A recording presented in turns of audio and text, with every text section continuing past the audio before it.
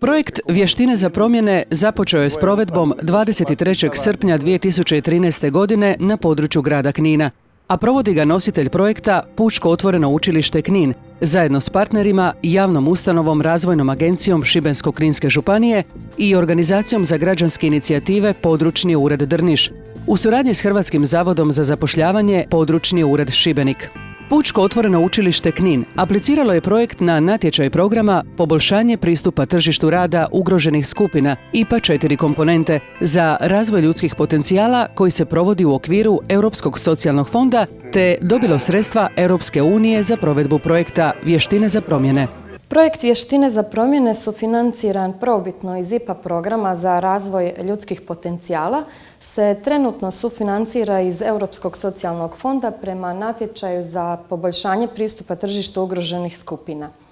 Nositelj ovog projekta je Pučko otvoreno učilište Knin, a tu su još i partneri projekta.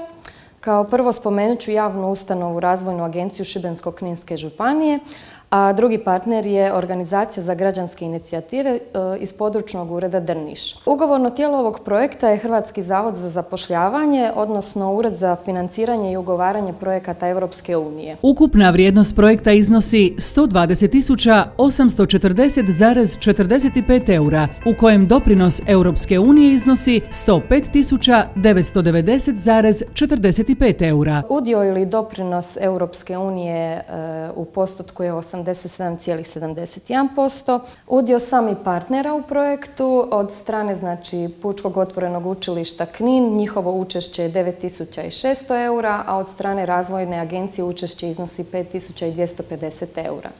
Trajanje samog projekta je predviđeno 15 mjeseci. Projekt je započeo sa realizacijom prošle godine 2013. u srpnju, odnosno 23. srpnja, a završava 22. listopada ove godine 2014. Ciljevi projekta su doprinos integraciji mladih osoba s niskom razinom obrazovanja na tržištu rada u Šibensko-kninskoj županiji i poboljšanje perspektive zapošljavanja dugotrajno nezaposlenih mladih osoba kroz razvoj kompetencija koje se traže na tržištu rada. Ciljana skupina projekta su dugotrajno nezaposlene nisko obrazovane mlade osobe koje se nalaze unutar ugroženih skupina na tržištu rada, uključujući nezaposlene osobe pripadnike nacionalne manjine. Da bi se postigli ciljevi projekta, provode se sljedeće ključne aktivnosti projekta. Osnivanje Centra za razvoj vještina, identificiranje potreba ciljane skupine i stvaranje programa za potrebno osposobljavanje. Unutar centra korisnicima se pruža pomoć pri izradi životopisa, zamolbi i drugih dokumenata potrebnih pri traženju zaposlenja. Zatim im se asistira pri traženju slobodnih radnih mjesta, uspostavljanju kontakata s potencijalnim poslodavcima i asistira im se na razne načine s ciljem lakšeg zapošljavanja. Da bi se korisnicima pružila kvalitetna potpora, bilo je potrebno surađivati sa stručnjacima za tržište rada i razvoj ljudskih potencijala, te napraviti detaljnu analizu tržišta rada Šibensko-kninske županije, posebno grada Knina. Potrebno je naglasiti da je u prvom dijelu napravljena analiza njihovih potreba za obrazovanjem kako bi bili što spremniji pristupiti tržištu rada, dok je u drugom dijelu samog projekta naglasak više bio na podršci u razvoju programa osposobljavanja za samu tu ciljnu skupinu. Postojanjem centra u fizičkom smislu zagarantirana je održivost projekta i nakon završetka samog projekta. U okviru projekta, osim posla savjetovanja, individualnog savjetovanja naših korisnika u cilju razvoja vještina za traženje posla, obavljam i posao koordinatorice u okviru naše organizacije gdje skupa sa voditeljicom projekta analiziramo provedene aktivnosti, vršimo praćenje aktivnosti i vrednovanje aktivnosti te sudjelujemo u izradi redovitih kvartalnih i finalnih izvještavanja. Šira skupina od 60 kandidata temeljem ispunjenih anketnih i popratnih materijala te individualnim razgovorom kandidata s predstavnikom HZZ-a dala je 32 korisnika projekta Vještine za promjene. Testiranje se obavilo u 2 kruga, kako je u projektu zamišljeno putem seminara na kojima su kandidati ciljane skupine bili upoznati sa svim relevantnim informacijama o projektu.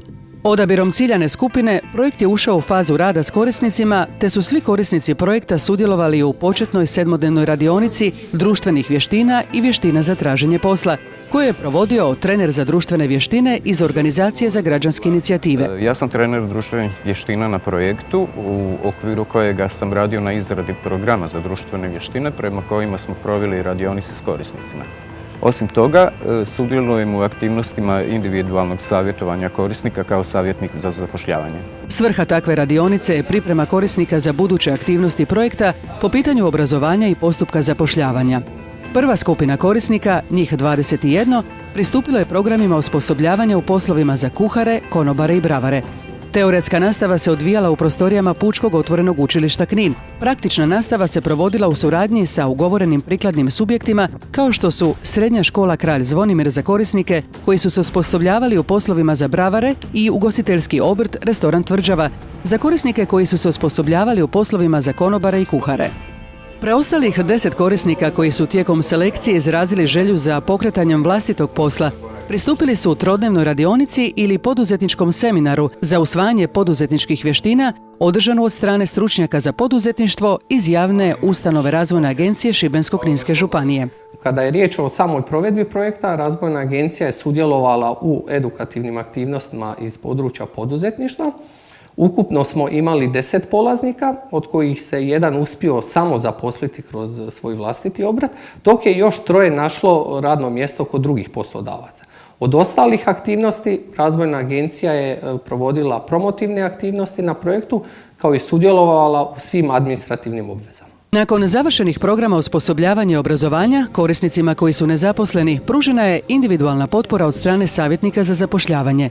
Uz potporu savjetnika, korisnici poboljšavaju svoje životopise i poprate dokumente te kreću u potragu aplicirajući za postojeća radna mjesta na tržištu rada. Kako bi se uže i šire stanovništvo grada Knina upoznalo s projektom i njegovom glavnom okosnicom centrom, te kako bi se podigla svijest stanovništva o EU projektima i o svim projektnim aktivnostima, tijekom trajanja projekta veliki naglasak je stavljen na promotivne aktivnosti.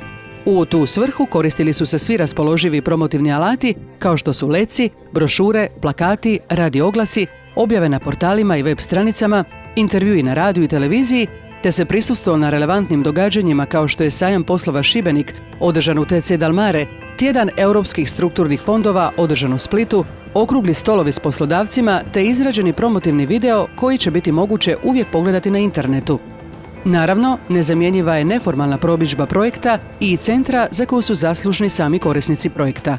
Zovem se Lovro Cipitelo. Kroz projekt Vještine za promjene završio sam program osposobljavanja za poslove bravara.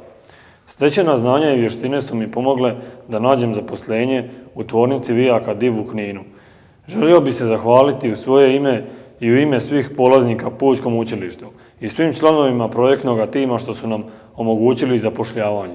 Moje ime je Radmila Petko. Završila sam na Pučkom učilištu u okviru EU projekta Program za osposobljavanje u poslovima za konobarice. Praksu sam stekla u Kninu u ugostiteljskom objektu Tvrđava. Nakon završetka osposobljavanja našla sam posao kao konobarica u jednom restoranu. Što se tiče obrazovanja, proširilo mi je vidike za daljnje obrazovanje u smjeru ekonomije. Voljela bih se još nadograditi u računovodstvu. To bi mi jako puno pomoglo i poslužilo kao osnova za daljnji rad kroz život. Zovem se Petra Ćurak. Završila sam na Pučkom učilištu u okviru projekta osposobljavanja za kuharicu koji se provodio u restoranu Tvrđava. Nakon završetka osposobljavanja stekla sam uvjerenje. Tijekom savjetovanja sam se zaposlila. Ja sam Petar Gaši, sudjelovao sam u projektu Pučkog otvorenog učilišta u Kninu, poduzetničkoj edukaciji. Nakon edukacije uspio sam se zaposliti u jednom dućanu, trgovačkom dućanu koji sam i dan danas zaposlio. Sada kada projekt Vještine za promjene privodimo kraju, kao ravnatelj ove ustanove izražavam svoje zadovoljstvo realizacijom istog i ostvarenim rezultatima, od čega ističem one samo najbitnije. Formiranje i opremanje Centra za razvoj vještina, edukacija 31 polaznika u 4 obrazovne skupine i zapošljavanje 11 polaznika. Naglašavam da će Centar za razvoj vještina nastaviti sa radom i nakon završetka projekta i biti na usluzi svim ugroženim skupinama na tržištu rada. Bitan uspjeh ovog projekta su ojačani ljudski i materijalni resursi ovog učilišta koji su stvorili osnovu za razvoj drugih projekata.